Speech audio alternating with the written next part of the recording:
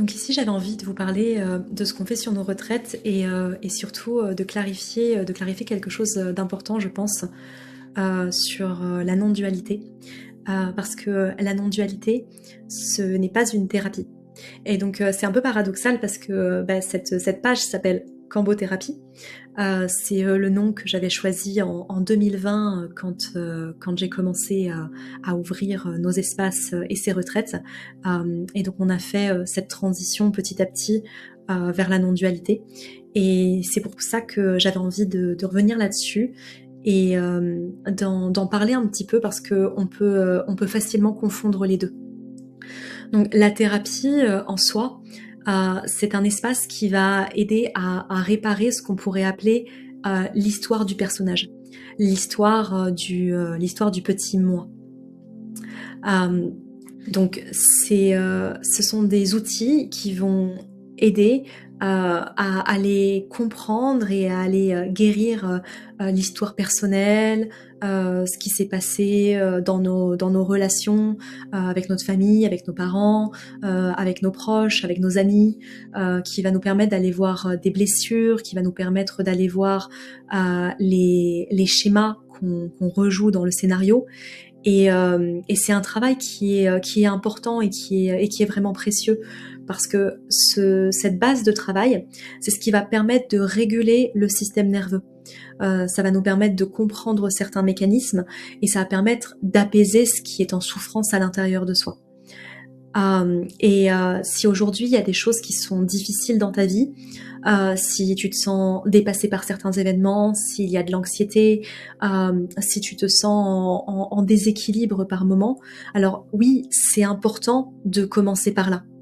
Et il existe plein d'outils pour ça, que ce soit de la thérapie traditionnelle ou d'autres. Par exemple, sur nos retraites, on a Cédric qui est formé en constellation familiale, qui va apporter ce côté thérapeutique aussi. Mais après, il y a d'autres types de thérapies comme le yoga, le breathwork. Enfin, il y a énormément de portes d'entrée et d'outils qui peuvent être utiles. Maintenant, ce qu'on va amener en plus sur nos retraites, c'est l'aspect non duel. Donc, pour vous expliquer un petit peu, la non-dualité, ce n'est pas de la thérapie, parce qu'on va pas chercher à réparer l'histoire du personnage. On va pas chercher à aller en profondeur sur ce qui est arrivé au petit moi. Parce que la non-dualité, elle nous amène à transcender l'histoire. Elle nous amène à voir que cette histoire, elle n'est rien d'autre qu'une histoire. C'est pour ça qu'on dit c'est l'histoire du petit moi, du petit jeu. La non-dualité, elle va nous amener petit à petit à voir qu'il y a quelque chose au-delà de cette histoire. Que tu n'es pas ce que tu crois être. Tu n'es pas ce qui t'est arrivé. Tu n'es pas ton passé. Elle va nous inviter à aller voir qu'il y a quelque chose au-delà de ta naissance. Et qu'il y a toujours quelque chose même au-delà de ta mort. Et ça, c'est pas un processus cognitif. Ce n'est pas un objectif à atteindre. C'est vraiment quelque chose qui demande à être reconnu, à être ressenti, à être observé. Parce que c'est comme si pendant un instant, tu déposais tout ce que tu pensais être. Moi, j'aime bien utiliser l'image de la boîte à jouets. Tu vois, c'est la boîte à histoire avec nos livres, nos jouets. Et on dépose tous les rôles, toutes les identités, toutes les histoires. On dépose le monde, on dépose les différentes strates de conscience. Et au final, il reste qu'une seule chose. Il ne reste que ce que tu es réellement de toute éternité. C'est ce qu'on va appeler la présence. Et c'est ça qu'on va appeler l'éveil.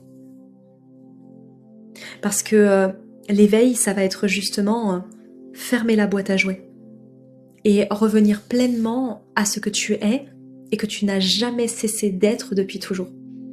Alors tu peux revestir des costumes, tu peux jouer des rôles, mais il y a quelque chose en toi qui ne peut pas être atteint.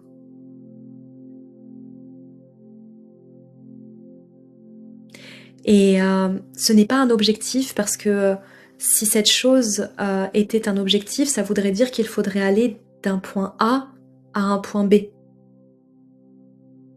Alors qu'ici, on parle de quelque chose qui est déjà là, qui est toujours là, qui ne cessera jamais d'être là.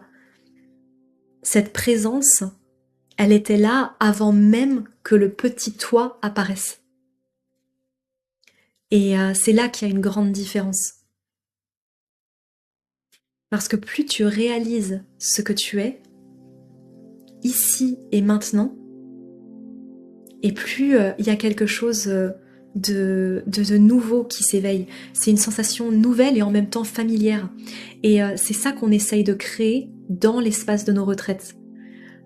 On ne rejette pas du tout la dimension thérapeutique, au contraire, on va l'inclure dans ce qui est fait. Par exemple avec l'ayahuasca, parce qu'on sait que naturellement l'ayahuasca va pouvoir déclencher des processus thérapeutiques en nous permettant d'aller voir des choses qui nous sont arrivées ou d'aller comprendre notre histoire, d'aller comprendre ce qui s'est passé, d'aller se souvenir de certaines choses, de voir les choses différemment. La médecine va pouvoir faire remonter des émotions. Elle va révéler aussi des schémas inconscients, elle va libérer des tensions profondes, et donc elle va permettre de pouvoir ouvrir des espaces de compréhension sur ton histoire. Donc oui, il y a une forme de guérison de l'histoire, de guérison du personnage qui se vit. Mais en même temps, on essaye sur nos retraites de ne pas s'arrêter là et d'essayer d'aller voir plus loin. Parce que le personnage en soi, il va continuer à vivre des histoires. Donc si on s'arrêtait simplement à la guérison de l'histoire du personnage, et ben en fait on reste dans l'histoire. C'est toujours le personnage qui a guéri. Parce que l'être en soi n'a absolument pas besoin d'être guéri. Parce qu'il n'a jamais été atteint par toutes ces histoires. Et tu vois, même une belle histoire bien guérie reste une histoire. J'avais un enseignant qui me disait, il y a quelques années, il me disait, tu sais, l'enfant blessé restera un enfant blessé. Parce que c'est sa définition, c'est son nom, c'est son personnage. Donc c'est pour ça que sur nos retraites, on essaye de proposer une alliance avec d'un côté tout ce qui va être intégration, nettoyage, régulation et travail sur notre histoire, et de l'autre côté, une ouverture vers tout ce qui est au-delà de toute cette expérience. Et ce que j'ai pu observer dans les années depuis qu'on fait ce travail-là, c'est que cette alliance, elle est importante parce que dans un premier temps, il faut permettre au système nerveux de se calmer et permettre à ce qu'il y ait certaines tensions qui se relâchent avant de pouvoir accéder à une autre étape et avant que devienne plus accessible cet espace plus ultime qui va se trouver dans une forme de silence, dans une forme de paix. Et c'est dans ce silence qu'il y a comme une évidence qui se révèle.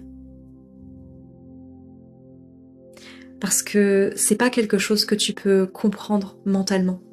C'est quelque chose que tu goûtes, quelque chose que tu ressens, quelque chose que tu sais. Et je crois que c'est ce que tout le monde recherche réellement. C'est pas de devenir une meilleure version de soi-même. Quand on parle beaucoup du développement personnel, c'est le développement du petit moi. Je deviens la meilleure version de moi. Mais quand on se rappelle de ce que l'on est avant toute version, eh bien, dans cet espace-là, il y a quelque chose de complètement nouveau qui peut s'ouvrir. Parce que c'est l'espace dans lequel on peut réaliser que nous avons toujours été parfaits de toute éternité, que nous avons été créés parfaits par l'amour et qu'il n'y a rien à devenir, il y a plutôt à enlever. Et ça, c'est quelque chose qu'il n'y a pas une pratique ou une méthode qui va pouvoir t'y emmener. Tu peux méditer, tu peux faire de la respiration, tu peux faire du yoga, tu peux prendre de l'ayahuasca, tu peux faire n'importe quel travail psychique ou corporel. Et tout ça, c'est magnifique. Mais pour moi, c'est simplement des outils qui vont permettre de préparer le terrain et de commencer à créer un peu plus d'espace. Parce que si tu regardes, ça ne peut pas créer la vérité. Parce que la vérité, elle n'a jamais bougé. Elle est déjà là. Elle a toujours été là. Et c'est comme si je te disais, l'amour a toujours été là. La paix a toujours été là. Et c'est quelque chose qui se reconnaît. C'est comme s'il y a un moment, il y a un voile qui se lève. Et c'est parfois dans un moment de silence, dans un moment où le mental se tait, dans un moment où il y a quelque chose qui lâche à l'intérieur. Et là, il y a cette possibilité d'une reconnaissance. C'est quelque chose de très simple. Quand on le découvre, c'est presque évident. Parce que ça l'est, parce que ça a toujours été là. Parce que c'est comme si pendant un instant, tu sortais complètement du rêve. C'est ce que le cours en miracle va appeler l'instant saint. C'est cette levée des voiles, cette levée des illusions, et ce moment où tu te rends compte que tout est absolument parfait. Et tu vois, le plus important dans ces espaces, ce n'est pas forcément ce qui est dit, ce qui est enseigné. On parle beaucoup, on essaye de mentaliser, de théoriser les choses, mais la vérité finalement, elle va se trouver dans ce qui est ressenti, dans quelque chose qui peut être reconnu et qui est déjà là. Et souvent, la meilleure façon d'accéder à cet espace, c'est d'arrêter d'essayer de comprendre, d'arrêter d'essayer de mentaliser, d'arrêter de croire qu'il y a quelque chose à guérir, et simplement de laisser ce qui est être, de laisser ce qui est te traverser.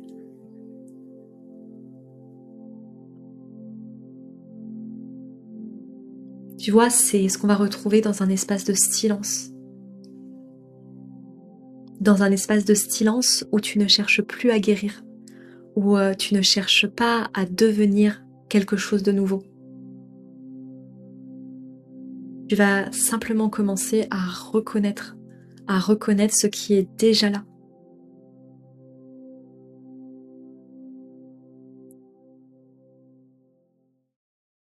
Ce qui est déjà là de toute éternité.